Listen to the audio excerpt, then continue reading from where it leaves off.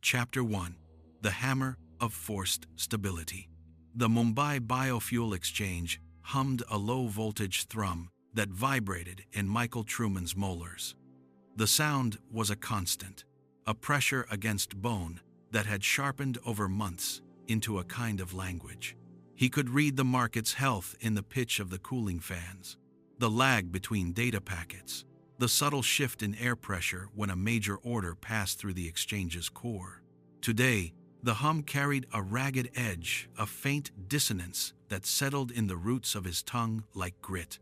He wore the skin of a junior auditor, jacket too tight across the shoulders, fabric pulling at the seams with each breath. The neural badge clipped to his collar broadcast a steady signal of low-level compliance, a drone's rhythm of boredom and routine. His eyes moved across the screens with practiced inertia, sliding off numbers like water off oil, never lingering long enough to suggest comprehension. The trick was in the gaze. Unfocused, glassy, the look of a man whose mind wandered through old debts and half-remembered meals. His station sat near the cooling vents, where the recycled air carried a metallic tang ozone from overheated processors, the ghost of burnt dust. The algorithm's signature was woven into that scent, a programmed scarcity hidden in the market's deepest folds. 3% of supply, tucked away in phantom warehouses across 6 districts. The cartel's buy order would hit in 47 minutes, and price would climb 7.2% before the first real contract settled. Clean, invisible. The kind of manipulation that left no fingerprints, only a gentle upward drift that traders would attribute to monsoon delays and refinery maintenance. Michael's hands moved under the terminal, fingers tracing the cold metal edge. The quantum node embedded in his palm was a hairline scar, pale against the darker lines of his lifeline. A sliver of phase-shifted crystal, no larger than a grain of rice, fused to the nerve clusters that governed fine motor control. He'd carved its logic into his own flesh over 7 months, each night waking to find blood on the pillowcase stiff with dried plasma. The cost of access, the price of a ghost's existence inside the exchange's neural architecture. The market's liquidity buffer pulsed on his secondary monitor, a gentle wave that rose and fell with phantom orders, each one a shadow cast by algorithms anticipating other algorithms. He watched it contract as the cartel's shadow orders accumulated in the dark spaces between visible trades. The buffer would tighten, then tighten further, until the system detected the imbalance. Then, 2.3 seconds before the buy order hit, the algorithm would release a trickle of stored fuel, a small volume, just enough to calm the pulse of the liquidity monitor, a heartbeat of false security. His thumb pressed the terminal's edge, finding the micro switch buried in the plastic. The hammer loaded. 17,000 futures contracts, each one timed to a fraction of a nanosecond. Not a crash. Not a flood. A needle sliding into the exact gap between the liquidity pulse and the safety reflex, a gap measured in microseconds, invisible to human eyes, invisible even to most machine oversight. The node in his palm warmed, a gentle heat that spread up his forearm, and he felt the network respond like a muscle contracting under his will. The hammer would land, dissolve the phantom reserves, and the market would breathe clean again. The numbers flickered. For 1 second, the market breathed. The forced scarcity dissolved like morning fog under a rising sun. Price stabilized at organic equilibrium, a number that reflected real supply, real demand, real pipelines and storage tanks, and the sweat of refinery workers. The cartel's buy order hit real supply, not phantom reserves. The algorithm's defense mechanism triggered too late, a burst of data that sought phantom warehouses that no longer existed. The market flinched, then steadied. Michael watched the price graph flatten into a line of honest equilibrium. The scar tissue on his palm warmed to the temperature of fresh blood. A muscle twitched at the corner of his mouth, almost a smile, but the movement had rusted from disuse. The corners of his lips refused to lift fully, settling instead into a slight asymmetry that might have been mistaken for a tic. He swallowed, tasting the metallic tang of ozone and his own dry throat. The terminal beside him went dark. Not a power failure.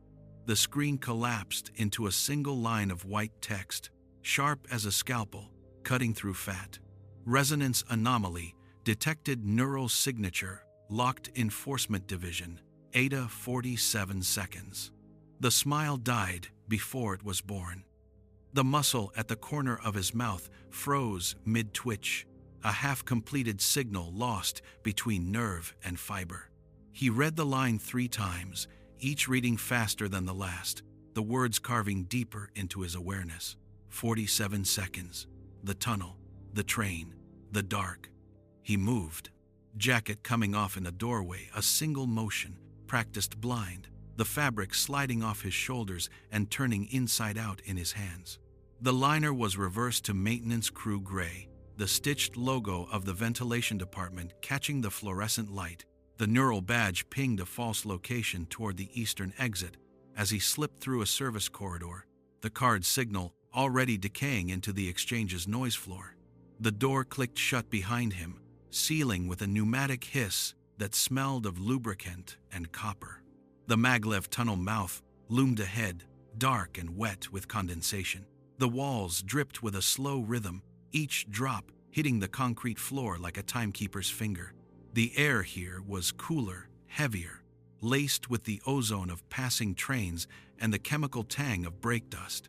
He could hear the hum of the rails, a deep bass vibration that resonated in his chest, in the marrow of his bones. The next train was 3 minutes away. He had no watch, but the hum told him the time in its own language, the frequency of the idle current, the spacing of the magnetic pulses. 2 minutes, 53 seconds. Behind him, the enforcement drone's sonic signature vibrated through his teeth like a tuning fork struck against bone. The sound was a presence, a pressure behind his eyes and at the base of his skull. It had already mapped his method, not his face. The algorithm had tasted his approach, the precise timing of the hammer, the shape of his neural signature, and cataloged it, added it to a database of anomalies that would be cross-referenced across all connected exchanges. He was no longer a ghost. He was a profile. He dove into the tunnel's throat as the targeting laser painted the wall where he'd stood a half-second before. The beam was invisible, but he felt its heat, a brief warmth on the back of his neck. Then the crack of concrete as the drone's kinetic round pulverized the tiles. The sound echoed down the tunnel, a sharp report that mixed with the hum of the rails and the drip of condensation. Michael landed on his shoulder, rolling into the dark, the impact jarring his teeth together. The scar on his palm split open, a thin line of blood welling up and mixing with the grime on his skin. Running through the dark, the tunnel curved ahead, the walls slick with moisture, the floor uneven with decades of repair patches. He counted seconds until the next train. 173. The numbers were automatic, a rhythm that overlaid the thud of his feet and the rasp of his breath. Each step was a gamble, a patch of dry concrete, a puddle of oily water, a loose bolt that could twist an ankle. His lungs burned with the cold, damp air, the ozone taste thickening on his tongue. He heard the drone's rotors shift pitch, a whine that grew from a distant hum to a focused shriek. It had entered the tunnel behind him, its sensors adjusting to the dark, the narrow space. He couldn't outrun it. He couldn't hide from it, but he could use the train. The rails began to sing a rising note that meant the train was approaching, the magnetic field building in intensity. Michael threw himself into a maintenance alcove, pressing his body against the cold metal door, feeling the vibration of the train through the soles of his shoes. The drone's targeting laser swept past, missing him by inches, the beam casting a sharp-edged shadow that danced across the wet walls. The train's headlight appeared at the far end of the tunnel, a white point that grew into a blinding glare. The sound became a roar, a wall of noise that pressed against his eardrums and rattled his teeth.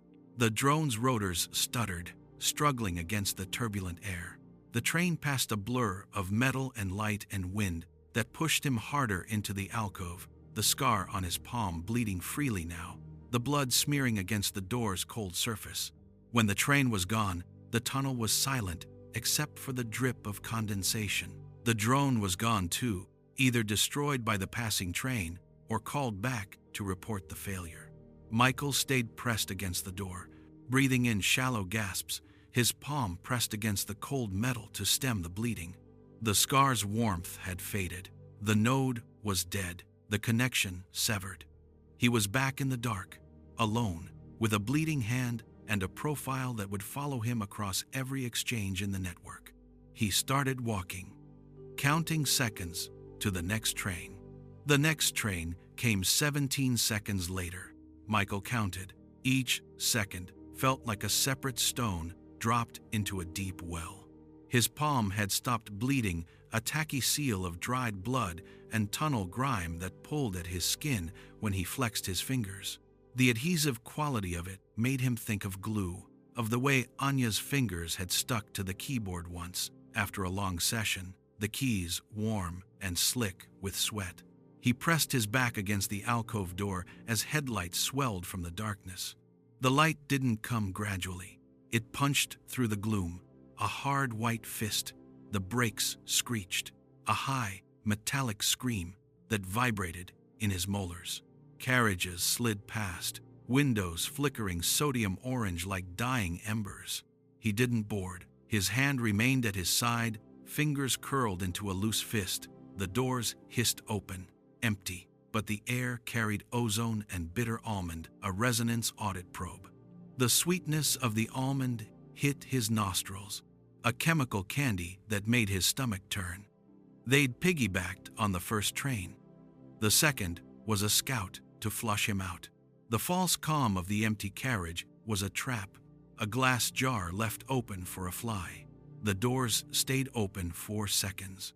Then the chime sounded, a pleasant, two-tone note that felt obscene in this context. Michael stepped forward, not onto the train. His fingers caught the edge of the nearest door, the gap between carriage and platform.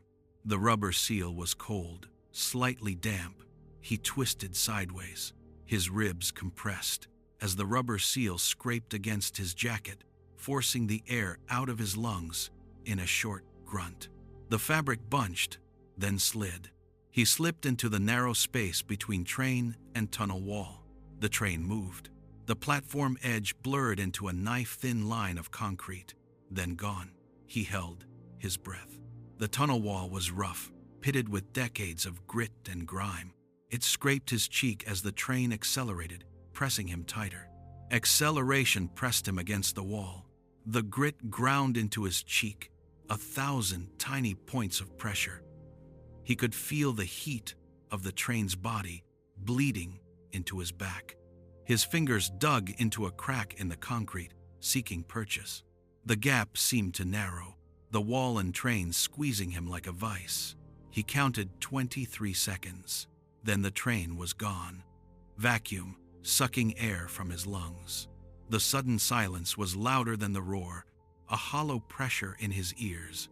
He dropped. Knees hit gravel, the impact jarring up through his spine. Palms scraped, the fresh skin of his healed wound tearing open again, a warm slickness that wasn't blood yet, just moisture. The tunnel went dark. The train's headlights were a memory, leaving only the dim fluorescence from a maintenance catwalk 50 meters ahead. The light was weak, a sickly greenish yellow. He crawled. Gravel shifted under his weight, scraping against his forearms. The small stones were sharp, angular. His breathing was too loud. Each exhale seemed to echo down the tunnel, a betrayal of his presence.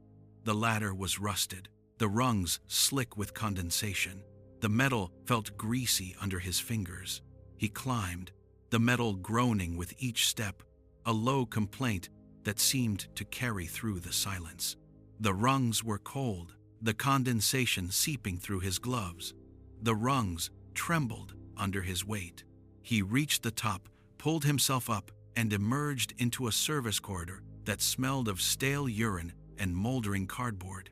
The smell was thick, almost chewy. It coated the back of his throat. The ceiling was tangled with exposed wiring, some of it sparking faintly in the dark. Above, the city hummed traffic, a distant siren. The faint vibration of it came through the concrete floor. He moved, counted steps, left, right, a rhythm to drown out Anya's face on the screen, the coils, electrodes, against her temples. The image was burned into his retina, her eyes wide, the skin around her temples red and raw. He forced his mind blank, focusing on the count. The corridor was narrow, the walls damp, with a greasy film. His footsteps echoed, each one a little too loud. He pressed his back against one wall, then the other, trying to find the quietest path. The echo was stubborn, a ghost in the space. The safe house was gone. Not just compromised, erased. The door was missing, the frame replaced by a smooth patch of concrete. The paint was fresh, still smelling of acetone. PGS had known. The latency signature, the handshake fingerprint, the exact quantum node. The realization tasted like copper, a sharp, metallic tang that settled on his tongue. He touched the scar on his palm. It was warm, pulsing faintly. Junction, left, sealed hatch, bolts rusted. The rust was thick, flaking off when he touched it. The hatch was immovable. Right, descending staircase, crushed soda cans. The cans were flattened, the logos faded. He took the stairs. Each step creaked, the concrete loose under his feet. The air grew colder, damp. Stairwell opened into an underground loading bay, long abandoned. The space was vast, the ceiling lost in shadow. A single cargo container sat in the center, doors open. Inside, a folding chair. On it, a device the size of a credit card, shimmering with oily iridescence. The surface reflected the dim light in rainbow streaks, like gasoline on water. A data shard, not encrypted, not trapped, just left. A deliberate invitation. He approached slowly. The shard was warm, smooth as glass when he picked it up. The edges were slightly curved, fitting perfectly into his palm. He turned it over. The surface rippled. A three-dimensional image bloomed. His daughter's face frozen in laughter. Her eyes were bright, her mouth open in joy. The image was so clear, he could see the tiny gap between her front teeth. Then the image dissolved into a waveform, the spectral signature of her neural pattern, being probed, analyzed, dissected. The waveform pulsed, the peaks and valleys jagged. Each spike felt like a needle in his own brain. 4 seconds. Then the shard went flat and dark. The iridescence died, leaving a plain gray rectangle. Michael stood there, the shard cold in his palm. The scar on his palm throbbed, a dull ache. The node was dead. The safe house was gone. Anya was captured. Somewhere, his daughter's neural ghost was being unspooled like thread. The thought was a wire tightening around his chest. He tightened his grip. The edges of the shard bit into his skin, sharp enough to leave indents. Then he turned and walked toward the exit. The shard slipped into his pocket. It was warm against his thigh, a new kind of anchor. The weight of it was physical, like a pebble lodged in his shoe. The exit opened into a narrow alley, walls wet with condensation, the moisture beading on the brick. A single streetlight flickered overhead, casting a strobe-like light that made the alley look like a film reel. Smell of fried food and exhaust, the grease hanging in the air. A cat watched from a dumpster, eyes green. The cat blinked slowly, then looked away. Michael looked up at the flickering streetlight. The bulb sputtered, dimmed, held steady. The pattern was deliberate. a binary code. He thought of Anya, of the coil, of the extraction algorithm. The images flickered in his mind, each one a separate wound. The coil was a thing of torture, designed to peel a mind like an onion. He remembered her face when he'd last seen her, just before she was taken. She'd been looking at a data screen, her brow furrowed in concentration. He kept walking. The cat was still there, watching from a safe distance. The streetlight's flicker had been a message from them. They were watching through every camera, every public screen. He could feel the eyes of the city on him, all those lenses tracking his movements. They knew where he was. They knew he'd seen the recording of his daughter's neural pattern being dissected. They knew he'd carry that image with him, and they knew he'd choose to run. He let the thought settle, cold, precise, poison, but a tool too. The poison could be used as a weapon if he knew how to wield it. He remembered his daughter's laugh, the way she'd tilt her head when confused, a little pivot to the left. He felt his throat tighten and swallowed it. The act was physical, a contraction of muscles that felt like swallowing glass. He stopped at the alley's mouth. The city sprawled before him, neon, concrete, human noise. The colors were garish, the sounds a cacophony. Horns, voices, a distant radio. Somewhere in that mesh, a path existed. One that required no force, no resistance. He just had to see it. The path was a thread in a tapestry, invisible until you knew where to look. The streetlight flickered again, 3 times. A pattern, a countdown. Michael stepped into the light. His shadow pooled at his feet, dark and sharp-edged. He didn't look back. He didn't look at the cameras. He knew they were there. He walked, letting the streetlight's glow wash over him, letting the city's noise fill the space where grief had hollowed him out. The noise was a blanket, smothering thought. The glow was a spotlight, marking him for them. Somewhere, a set of eyes followed his progress, waiting for him to break. The eyes were patient, cold. He could feel their weight on his back. He didn't break. He kept walking. His footsteps were steady. He counted them again. Left, right, a rhythm. The shard in his pocket pulsed with a faint warmth, keeping time. The coolant tunnels smelled of rust and something organic, rotting fruit, maybe, or the chemical sweetness of decaying insulation. Michael pressed his palm flat against the wall. The metal was cold, slick with condensation that beaded and ran in uneven rivulets. Each drop traced a path of least resistance, curving around microscopic imperfections in the steel's grain. His fingers trembled. Not fear. The tremors came from somewhere deeper, a frequency misfiring in the signal. He had been awake for 63 hours. The numbers meant nothing. They were just another metric, a countdown to collapse. His eyelids felt weighted, but blinking brought no relief. The tunnel's dark just pressed harder on his retinas. A taste of old copper sat on his tongue from the air, or from grinding his teeth. The dead drop was a service panel behind a corroded pipe. He crouched, feeling the shift of moisture in his knee joints, a dull ache that had become a companion. The pipe sweat against his shoulder as he leaned in. He pried the panel open with his thumb. The metal screamed in protest, a high-pitched whine that scraped the inside of his ear. He did not flinch. The seal gave way, with a gust of stale, oily air. Inside, a single data slate wrapped in copper foil. The foil crinkled as he peeled it away, the sound unnaturally loud in the tunnel's quiet. The screen flickered once, then stabilized to a soft blue-white glow. Zara's signature was unmistakable, a fractal watermark embedded in the code structure, each iteration a proof of her authorship. He traced the pattern with his fingertip, not touching the glass. The lines were familiar, the way a scar is familiar. He read the opening lines and felt his throat tighten, a muscle locking against a word he would not speak. The code didn't ask for understanding. It demanded a neural link to the public grid, a direct interface with the city's data architecture. 47 seconds of vulnerability.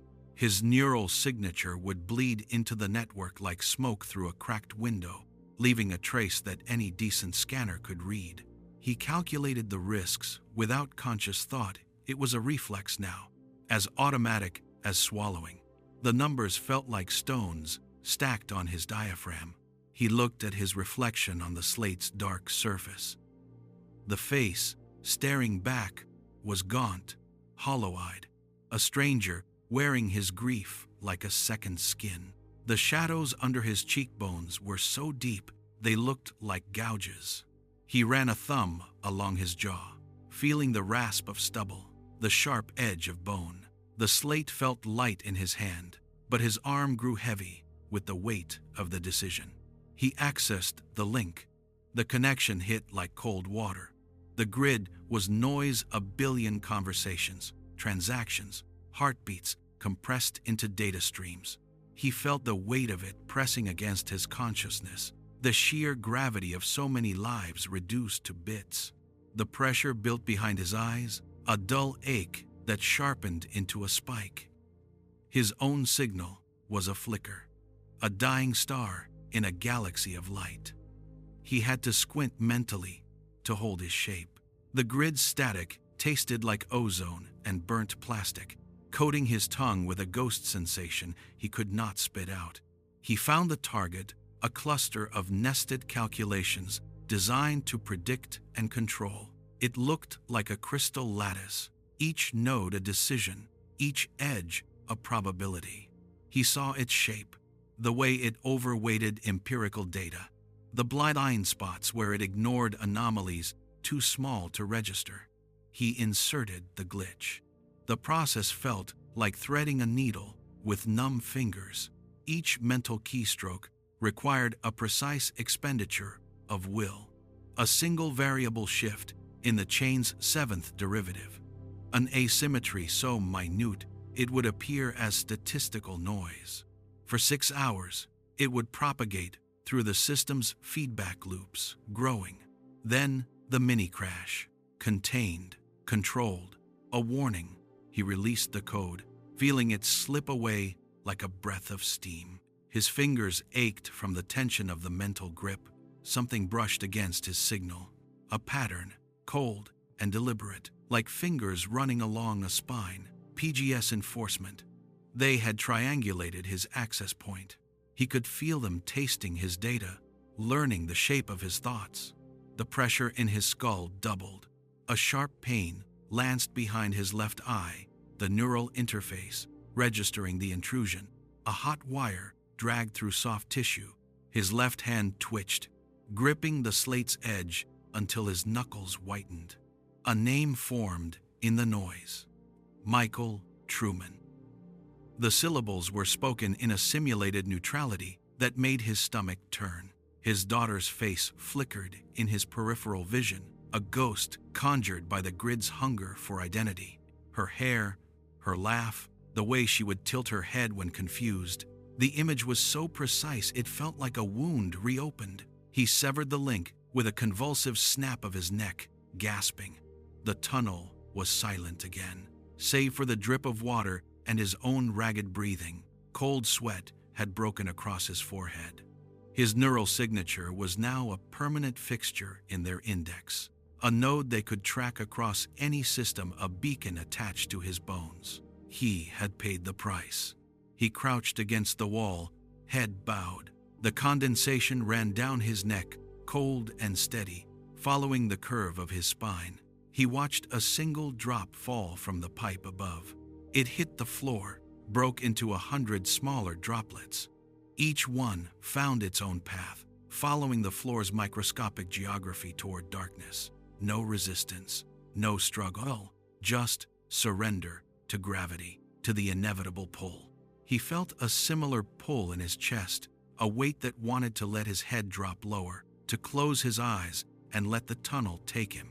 The memory came unbidden, his daughter, watching raindrops race down window glass, betting on which would reach the bottom first. She would trace their paths with her finger, laughing when they merged.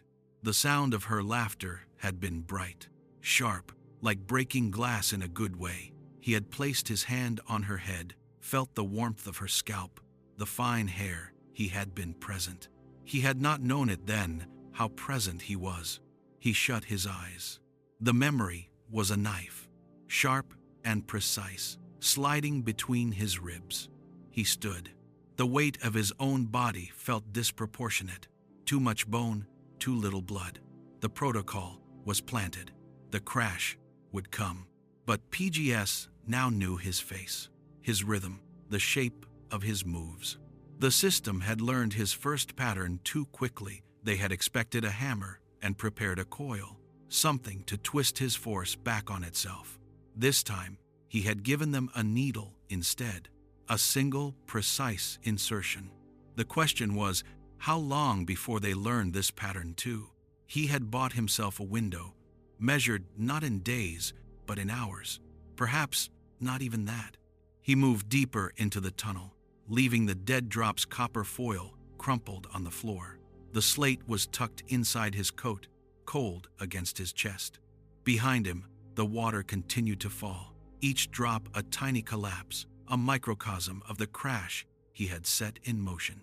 Somewhere above, the city's algorithms were starting to tremble, a frequency building, a glass beginning to crack. He could not hear it, but he felt it in the pressure behind his sternum. A dissonance, a seed. He walked into the dark, counting the steps. His boots made soft, squelching sounds on the damp floor. The condensation dripped steady.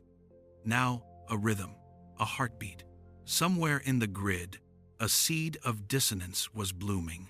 He could feel it in his bones, the way a storm feels in a joint before the sky breaks. His left knee throbbed, a phantom weather report. His daughter's laughter echoed in the tunnel, or maybe it was just the water. The drip, drip, drip had a cadence like a child's voice, rising and falling. He kept walking. His fingers found the rough edge of a loose pipe in the darkness, and he gripped it for a moment, grounding himself in the sharpness of the rust. The pain was a confirmation. He was still here, still flesh, still capable of walking toward whatever came next. The tunnel opened into a chamber of dead machines, server racks, lined like tombstones, cooling fans, silent, indicator lights, dark. Air smelled of ozone and something sweet, like overripe mango left too long in the sun, a cloying rot that clung to the back of Michael's throat. Dust had settled into geometric patterns on the floor, the ghost of airflow, now still. Each footprint he left was a small sin, disturbing the delicate ridges and valleys that had formed over months of silence. He moved between the rows, footsteps muffled by the fine silt, his coat brushing against a rack's edge with a sound like a fingernail drawn across cheap plastic. The silence pressed back, not empty, but full of the absence of hums and clicks, a vacuum that made his own breathing seem obscenely loud. He found the junction box, a panel of fiber optic conduits, each marked with PGS's proprietary serial codes, small white labels with black lettering, the edges curling from age. His fingers traced the labels, stopping at 1, NRL 7911, DAUGHTER. The plastic was smooth beneath his thumb, slightly warmer than the surrounding metal, as if the code itself held residual heat from its creation. He read the string twice, though he already knew it by heart, the arrangement of numbers, a date he could no longer place, the word, a descriptor that now meant nothing. Behind him, a drip. He didn't turn. The sound was a single drop of condensation hitting something metallic, a crisp, almost musical note that hung in the air before dissolving into the general quiet. He imagined the water spreading on a cold surface, a dark pinpoint blooming outward, finding its way through grime and dust. The drip came again, 14 seconds later. He had counted without meaning to. He pulled the slate from his coat. The surface was warm against his palm, almost feverish, as if the device had been absorbing his body heat over the past hour. The screen glowed with a single command line: Silent Subtraction Protocol. Confirm? The cursor blinked a small, hungry antenna. He thumbed the edge of the slate, feeling the slight give of the plastic casing, the sharp corner digging into the web of flesh between his thumb and forefinger. His thumb hovered over the enter key. Then a tremor in his hand. Not from fear, from something older. His daughter's face surfaced, not a memory, but a reflex. The way she'd squint at a puzzle, the slight tilt of her head, the way her nose would wrinkle when she was concentrating. He saw it in the curve of the screen's reflection, a ghost imposed on the glow. He hadn't realized his hand was trembling until the slate's edge caught the dim light from a distant emergency strip, throwing shards of reflection across the dead servers, fragments of a geometry he had rearranged with his own small agitation. The tremor ran up into his forearm, a fine vibration that felt like a tiny engine running just beneath the skin. He pressed the key. No chime, no confirmation dialogue, just a flicker in the fiber optic cable's glow, a brief, almost imperceptible dimming, like a held breath released. The light in the conduit struggled, guttered, then steadied at a lower intensity. He felt the shift in his palm, the slate warmer now, the heat a nudge against his skin. The screen displayed a blank line, a white rectangle with no text, no cursor, just empty space where the prompt had been. His encrypted memories gone, not erased, never having been. He stood very still, the quiet pressed against his eardrums, a pressure solid as cotton stuffed into his skull. He could hear his own pulse, a low, rhythmic thud that seemed to come from somewhere behind his eyes. The taste in his mouth had changed, the sweet rot replaced by a metallic sharpness, like biting into a piece of foil. He swallowed, and the sound echoed in his throat. A voice through his earpiece, Zara's, tinny, strained. The words were punctured by static, each syllable squeezed through a narrow channel of broken signal. They've triangulated your subtraction. 18 seconds before they lock your location. He didn't move. The slate felt heavy in his hand, a dead weight that pulled at his shoulder. He looked at the blank screen, the emptiness where a confirmation should have been. His reflection stared back, a dark silhouette against the pale glow, featureless, anonymous. The link you did it? Yes. A pause. The static filled the gap, a wet hiss like rain on a hot engine. Then, they're compensating. I know. He looked down at his left hand, still trembling. The tremor had migrated to his fingers now, a fine oscillation that made the slate's edge wobble in his grip. He tightened his hold, and the plastic creaked. The fibers of his coat sleeve frayed where the cuff had rubbed against a rack, a loose thread, white against black fabric, swayed with the faint breeze from the ventilation shaft. It moved in a slow, hypnotic arc, a pendulum marking the seconds. Somewhere in the grid, algorithmic enforcers shifted their search patterns, adapting to the new silence. He felt it in the way air pressure changed, a subtle pop in his ears, like descending in an elevator too fast. The walls seemed to flex inward, the dead machines holding their breath. The hollow victory tasted of nothing, not relief, not regret, just the neutral emptiness of a page wiped clean. He realized he had been holding his breath and let it out in a slow, controlled stream. He turned and walked toward the far wall where a maintenance hatch led into deeper tunnels. His boots made soft sounds on the dust, each step a muted crunch, the fine particles rising in small clouds that settled as he passed. Condensation had stopped dripping. The silence was complete now, broken only by his own breathing and the faint rhythmic hiss of his pulse, which sounded, for a moment, like the absence of a laugh he could no longer remember. The hatch's handle was cold, the metal sticky with old grease. He pulled, and the door swung open on silent hinges, revealing a darkness that smelled of concrete and sealed metal. He stepped through, and the darkness swallowed him.